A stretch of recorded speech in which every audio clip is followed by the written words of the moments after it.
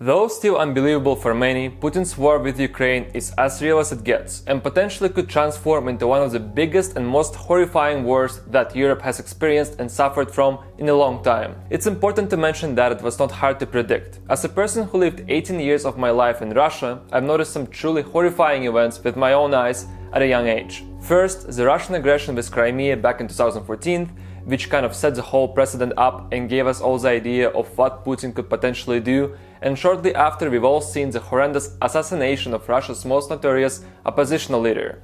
And no, I'm not talking about Alexei Navalny this time. Not many people heard about Boris Nemtsov, who was the biggest opposition figure in modern Russia's history and was assassinated exactly 7 years ago on February 27, 2015. Now, this guy was quite a rare individual who was never afraid to publicly speak against Putin's regime and criticize it in a way no one ever dared to. And after we lost him, I've made up my mind almost instantaneously to immigrate to Canada, as it just became too scary and dangerous to live in Russia. In a few years, I witnessed how the whole country was rapidly transforming into a totalitarian regime, and I realized that the economy will suffer tremendously and that the average income of Russian citizens will keep on declining every year. And my prediction unfortunately was correct. Though I was really hoping to be wrong. For 8 years in a row, the average income of Russian citizens has been dropping non-stop, while the cost of goods and inflation were on the rise. Freedom of speech and independent journalism has been wiped out completely, and there is no way in the world that Russia will become a democracy under the current leadership.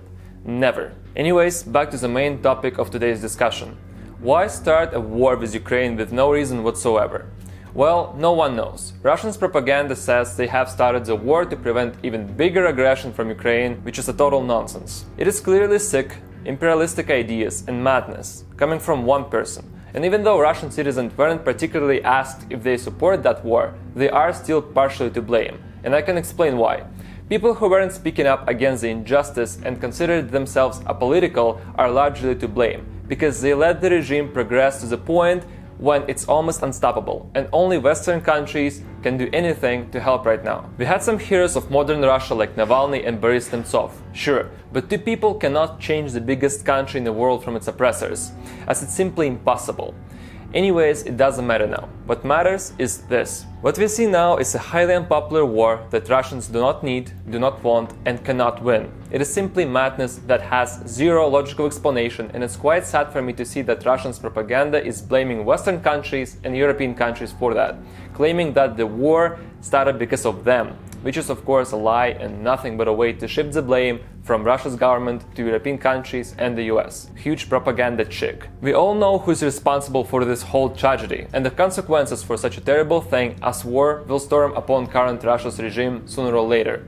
The fact remains, Russia that we all knew no longer exists, and I truly hope to see the end of this war as soon as possible, like any sane person does. Thank you so much for listening to this. Thank you so much for watching. I just wanted to share an opinion from a Russian person, from a Russian who's been against this current regime pretty much all my life, since I was able to actually realize what's going on, since I was like 12 years old. I'm super nervous. It is quite a difficult topic to talk about. It's a dangerous topic to talk about. Like, I cannot just stay quiet when shit like that happens. Yeah.